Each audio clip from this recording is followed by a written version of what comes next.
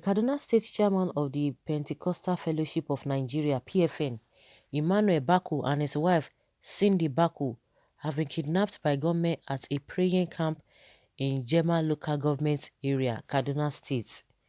In a statement on Saturday, the State Commissioner for Internal Security and Home Affairs, Samuel Aruwa, said the cleric, his wife, and one Douglas were attacked by unidentified men at the Abaka praying camp along the Afana Fadan Kagoma Kuo Road. Aruwan, however, said troops arrived at the location and pursued the kidnappers who succeeded in kidnapping the victims. The statement reads, security agencies have reported to the Kaduna State government the kidnapping of Apostle Emmanuel Egu Baku and his wife Cindy Baku in Jema local government area.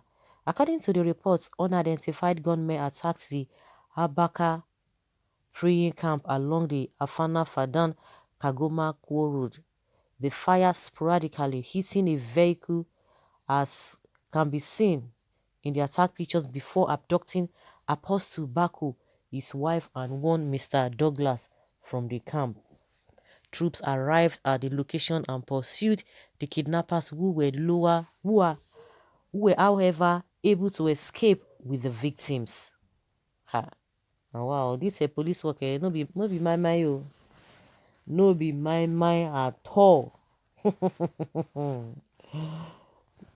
seems that those who have hearts, they are the ones who always go for all this first job to protect other people's. If you want to look it from, in the real sense, if you want to look it at that level, you know that it's not an easy job. But the unfortunate thing is there that even the government itself is not even encouraging them as the way they ought to have been encouraged. Even in the midst of all these things, they don't have choice. We know that they have their own wahala, but if you want to look it from, from a different perspective, the way it ought to be in a saner environment, they are not. It's not an easy task, an easy job. That being said, this kidnapping again, on a daily basis. There's no day you don't hear it. There's no day at all you don't hear it. There's no day. Hey. People in that region, all over the country, but it's more rampant in the northern part of the country, whether north, south, or west, or whatever. In that region, it is something else. I don't know how the people cope there. I don't know how they sleep with their two eyes closed. I don't just understand, and I don't just know the kind of mindset these people have, this kind of heart they have. Of course, they are still afraid, but they would not have choice.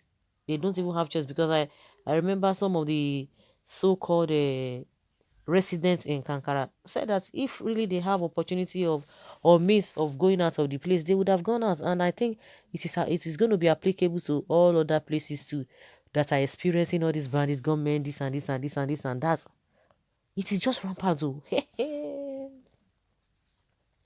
I believe once Christians rise and speak with one voice, this nonsense will stop. Imagine where can PFN and other Christian leaders meet a strong case, directing Christians all over Nigeria to defend themselves and communicate their resolution to the international community. I tell you, government will sit up.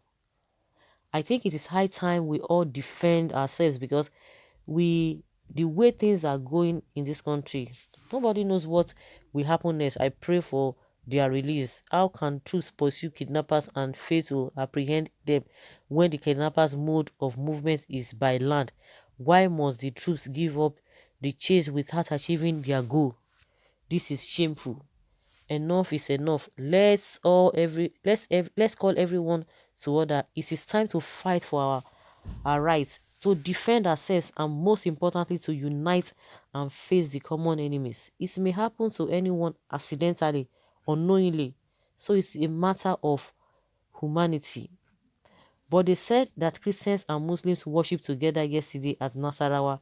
I have said this many times that Christians and Muslims cannot live together. Let's forget about this propaganda. Why can't president declare state of emergency in the state they didn't they wouldn't, because the man in charge is right hand man, killing every day. So unfortunate. And if church leaders talk about the tribalism and nepotism, wickedness and terrorism acts of the government will go against them, and they have to make, have to make a hate speech. They will call it a speech.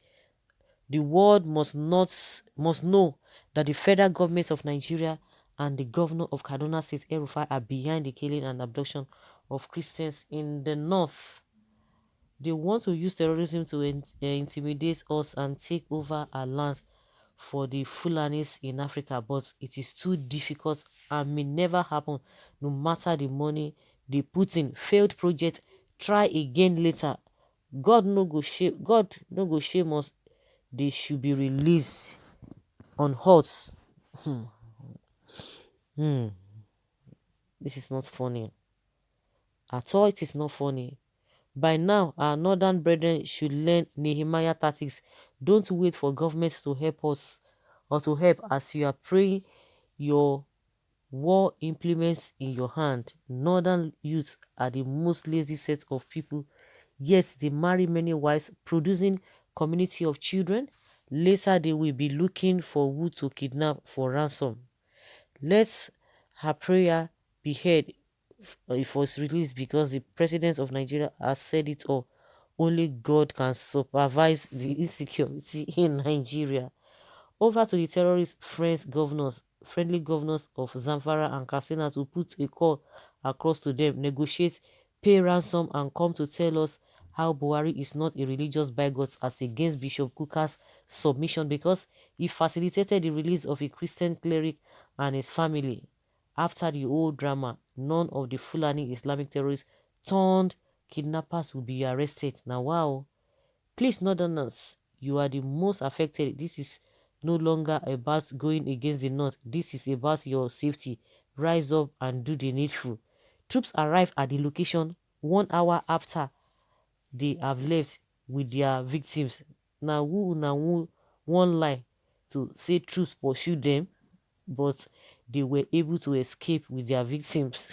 They have resigned from begging and recruited themselves into terrorism, robbery, and kidnapping. School na Aram. Okay. Na so we see am oh. Na so we see am. So guys, let's hear your opinion. Leave your comments and let's know your thoughts on this, because e heavy for mouth oh. If you ask me, na who I go ask you. E heavy for mouth.